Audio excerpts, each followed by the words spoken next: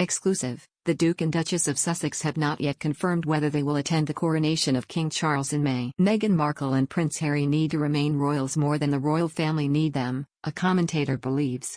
The Duke and Duchess of Sussex face a problem of relevance that doesn't currently plague the firm, according to reputation and crisis management expert Edward James. Given Prince Harry's background, the titles he and Meghan bear and the interest people around the world have in the royal family, Mr. James believes it would be beneficial to the California-based pair to continue to latch onto the firm. This would be particularly important for the Sussexes as they are launching a new chapter in their working lives after they aired their grievances with the firm on different outlets. The co-founder of GoUp told Express.co.uk, "From a PR perspective, I'm very much inclined to believe that they need to be royals much more than the royals need them.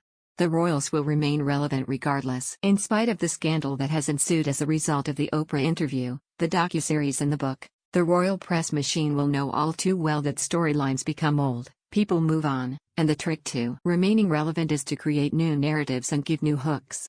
The royal family is in no short supply in this regard. Every week sees them embark on some new adventure, or support one of their causes, and thus creating positive headlines. And, of course, with the coronation coming up, all eyes will be on them, on their turf and their terms. The Sussexes, on the other hand, will have to be nimble and find a way to quickly pivot away from the frenzy of the past few years in order to remain relevant in the public eye, which will be key to their success moving forward, albeit in a much more hands-off way for a while.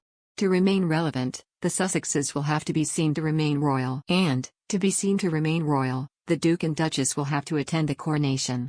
Mr. James, who spoke before it was revealed King Charles has asked his second son and daughter-in-law to vacate their home in Windsor, believes the Duke and Duchess will travel back to the UK for the historic event. And their presence, he argued, would be beneficial also for the firm, as the coronation is set to count fewer members of the aristocracy and, if streamlined as it is believed, it may lack the same pomp and pageantry seen in 1953 when Elizabeth II was crowned and anointed. Moreover, he thinks the presence of the Sussexes at Westminster Abbey on May 6 would be less of a distraction than their absence. He said, "I imagine that they will attend.